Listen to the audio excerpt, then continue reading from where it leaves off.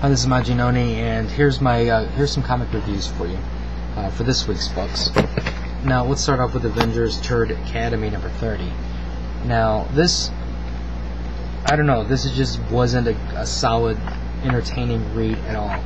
I mean, I guess you can say it's following with the AVX because you have the X-Men team in a sense in a prison-like state with the Avengers Academy watching over them.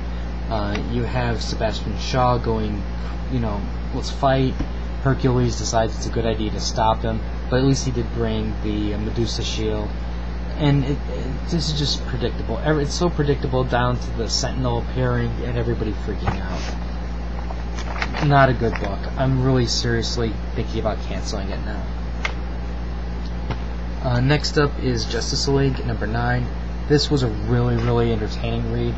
You basically have a couple team-ups that are going on, and it's kind of like I liked it in the sense because we got to see how the Justice League interacts with each other in between the big missions. So that part was good. Also, what you have is Steve Trevor, his sister, and what's going on with him, because they alluded to the fact that he had some he had a thing with Wonder Woman, not that they were dating, but a confession, and now we get to see what's going on with that, how people react to that, and the ending was really, really solid. I cannot wait until issue number 10 comes out. Okay, Fantastic Four 6051. This was a fantastic .1 issue.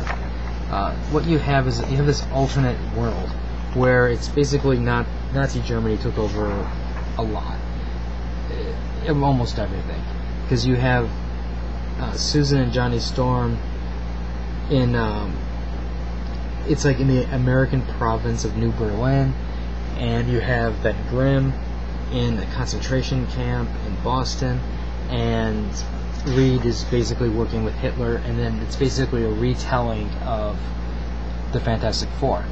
But what I really enjoyed about this is it's not that Hickman just goes, okay, here's the Fantastic Four, here's what we need to do when they emerge from the ship. He took it in a slightly different direction, and even he took a slightly different direction with the way Reed is. This Reed is a bastard, and I really enjoyed this. I mean, I wish there was more, but there's no way there's going to be more for this. Then it's impossible. But I also think that what made this book really strong, and I'm not going to spoil it, but when you get to the end, it opens up a door, and then it basically fills in a lot of gaps, and it does it in a very, very nice way. So this was a really, really good read, and I guess you can say this is a filler issue that worked. Okay, Thunderbolts 174. Well, I'm going to be quick on this one. They figured out a crazy way to fix time after the Fixer killed himself. And, there's a part of me that wishes that the Dark Avengers weren't coming in, because I really want to see where this is going to go, without that extra influence. And because they're still lost in time, and I'm really enjoying the book as it is, and I really hate to see them tampering with it, but I can see that they're doing it to try to increase sales. So we'll see where this thing goes, but I still like it. Next up is Secret Service number 2. Mark Millar's book with Dave Gibbons. This one, it had a crazy beginning where somebody's attempting to manipulate people. They go to a wedding, they turn it on, and they just kill each other. Mission success. And from there, then you have basically the brother-in-law, I think it is, who is basically going to go into the Secret Service and become a super spy.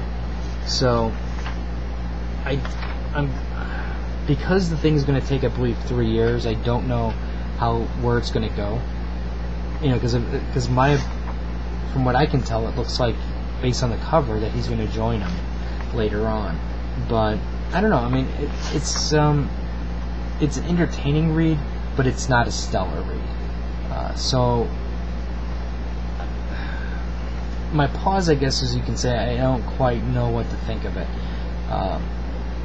I'm still going to get it. I still find it entertaining. The art's good.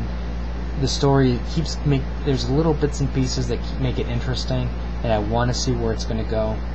But I think it's missing something, and my guess is we're going to get that something later on. So I'm hoping that that's what's going to happen. 7.1, The Incredible Hulk. You do get, okay, now you don't really see it, but there is Hulk sex with Red She-Hulk, and you have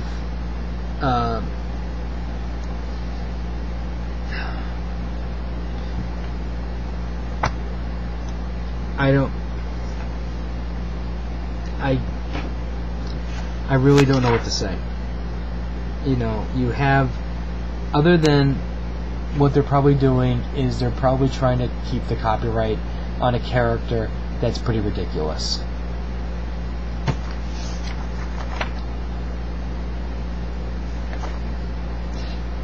This should not be a .1 issue based on the ending. I don't want to spoil the ending, but it's a very significant ending, and I don't think that this would be a good jumping on point for people, and this should have really been 8.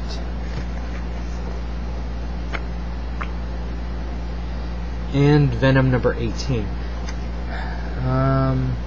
Basically, the Sinister Six, or whatever they're called, are making their play to kill Betty, and they're doing a really good job at making Betty think that Venom is the root of all evil, and it ended with a surprise.